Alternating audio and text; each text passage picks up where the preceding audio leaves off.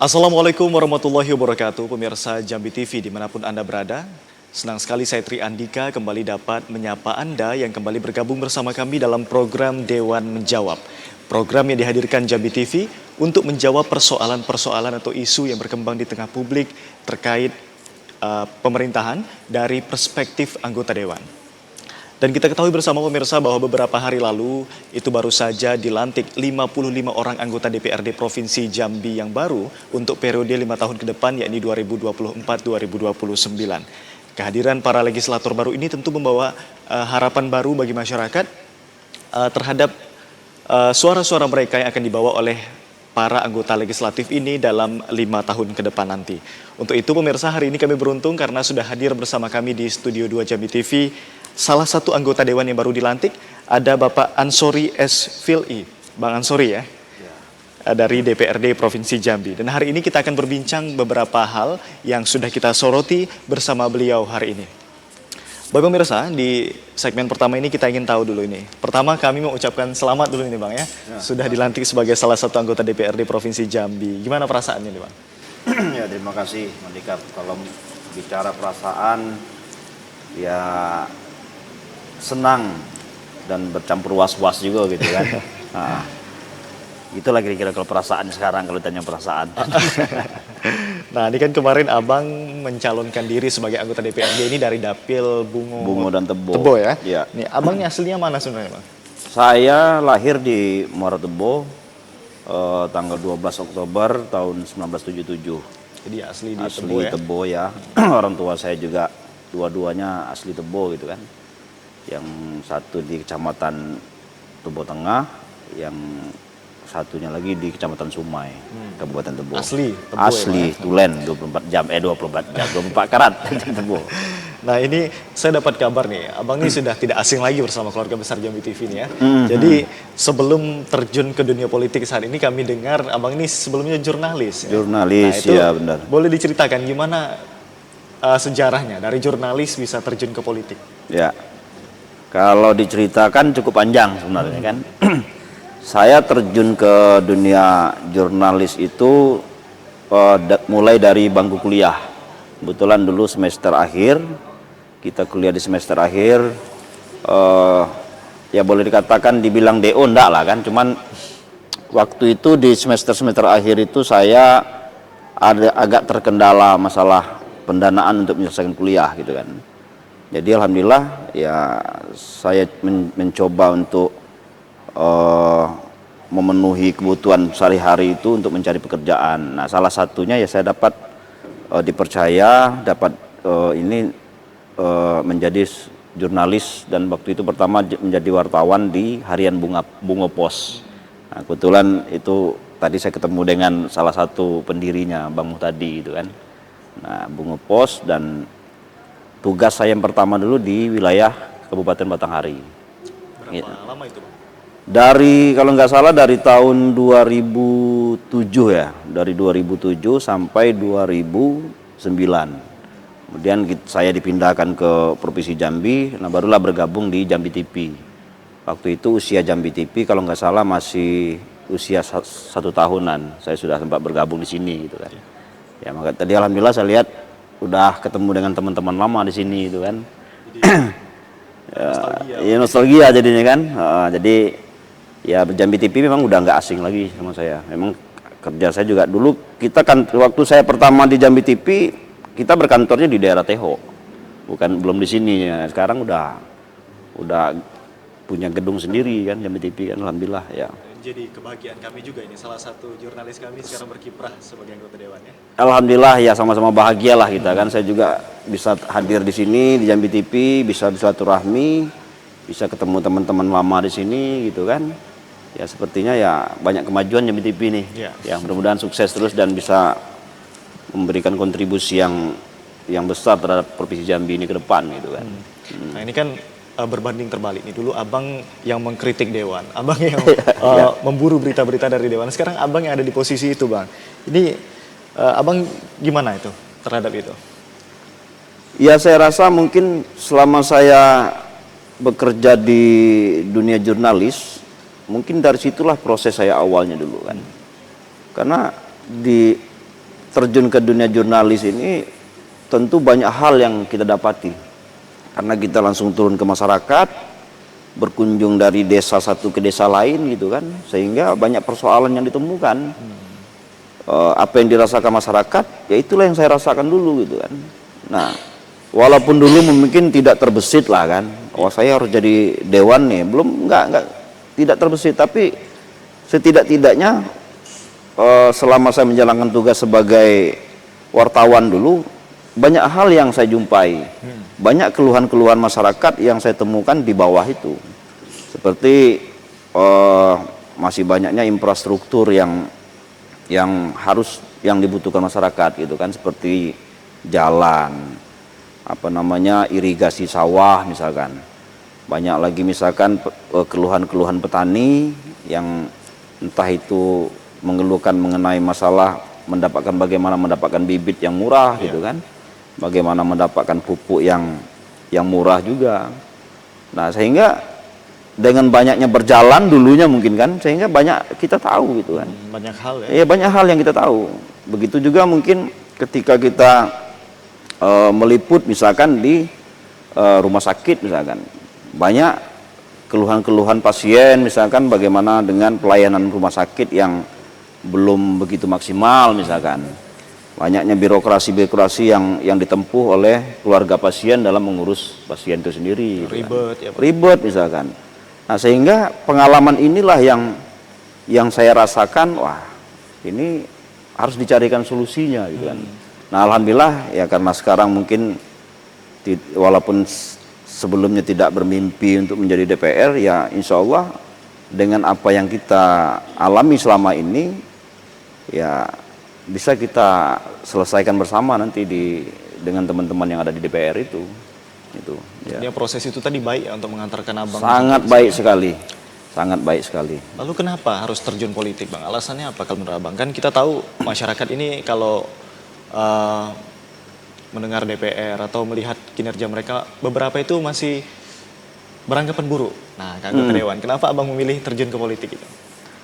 Ya, pertama saya lihat terjun ke politik ini merupakan sebuah kita memang harus masuk ke dalam sistem itu, kalau menurut saya gitu kan, untuk melakukan perubahan, untuk mengambil ikut terlibat dalam membuat sebuah keputusan besar oleh pemerintah, untuk membuat regulasi-regulasi dan bisa memperjuangkan apa yang harus kita perjuangkan, ya kita harus masuk dalam sistem itu, kita harus terjun ke politik gitu kan.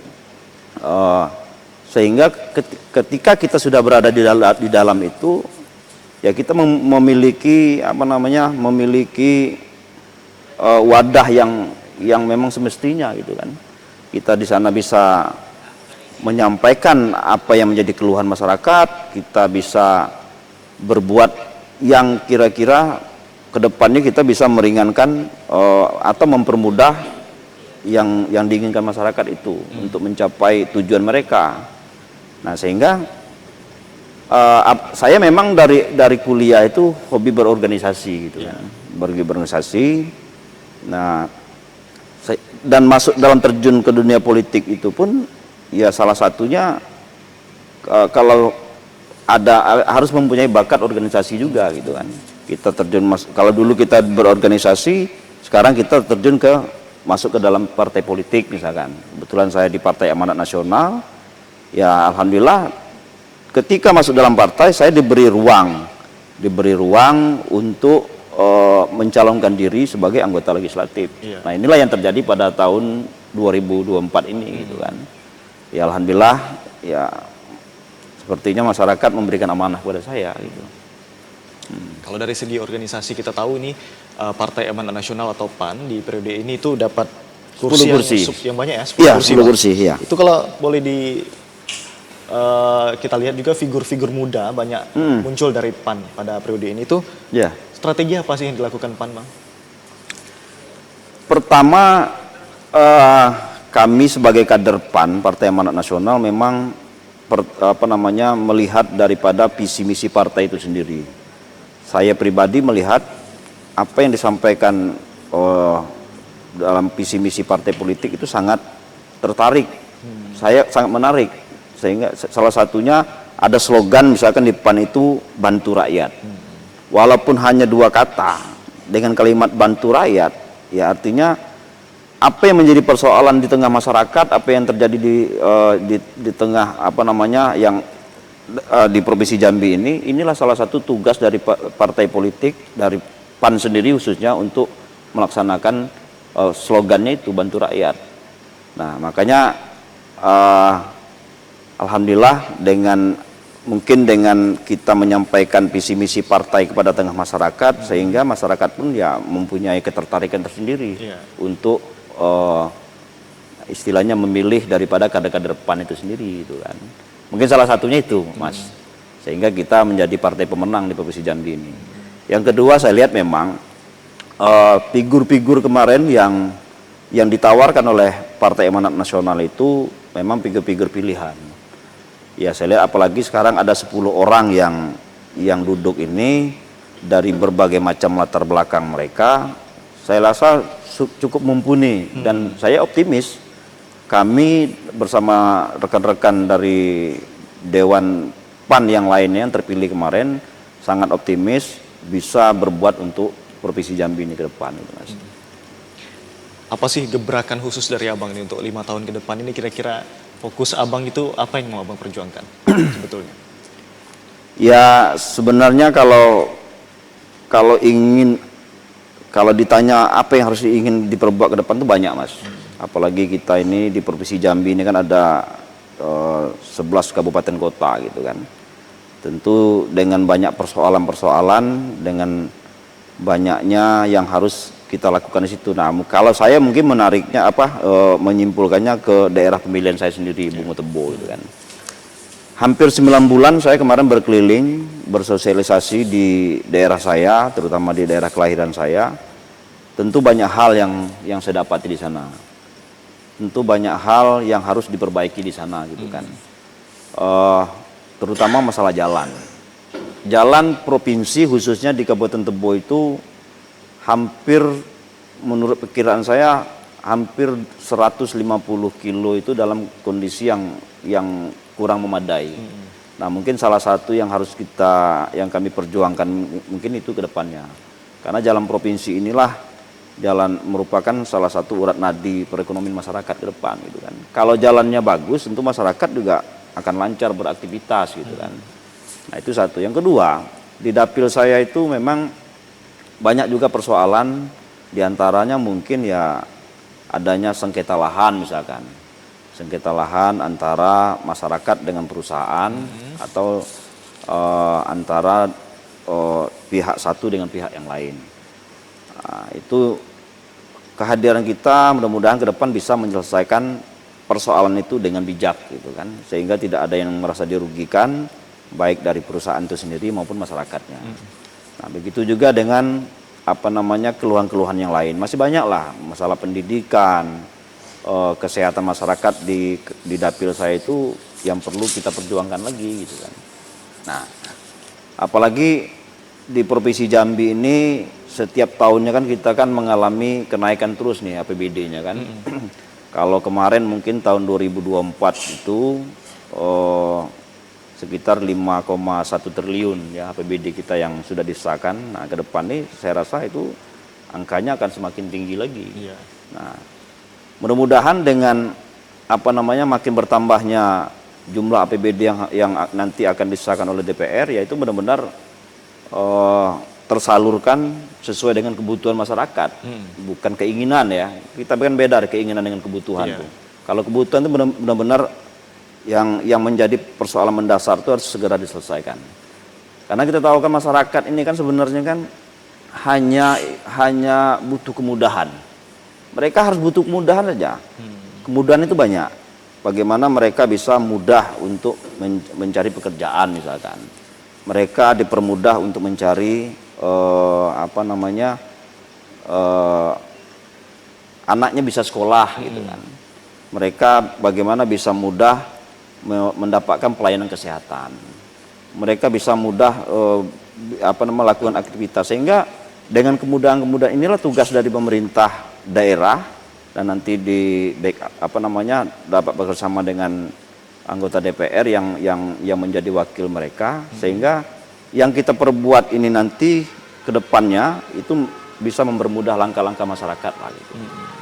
Nah, saya rasa itu yang harus kita yang kita perbuat ke depan. Ya, kalau itu pemenuhan kebutuhan dasar, mungkin dari Abang sendiri untuk dapil Abang ada nggak program yang lebih spesifik lagi selain itu? Kira-kira. Untuk Kabupaten Tebo itu saya katakan tadi, karena khususnya Tebo ya, daerah kelahiran saya itu memang daerahnya daerah pemekaran baru, dan dengan APBD yang tidak begitu besar gitu kan. Tentu banyak yang hal-hal yang harus kita coba dorong nanti pemerintah daerahnya, baik itu melalui pemerintah provinsi maupun pusat gitu kan. Nah, gebrakan yang pertama saya pengen mencoba dulu di Tebo itu, ingin membuat sebuah rumah aspirasi bersama dulu di sana, sehingga nanti ada kebetulan di dapil saya itu kan ada 10 anggota DPR gitu kan, kebetulan 7-nya dari Kabupaten Tebo dan 3 dari Bungo gitu kan.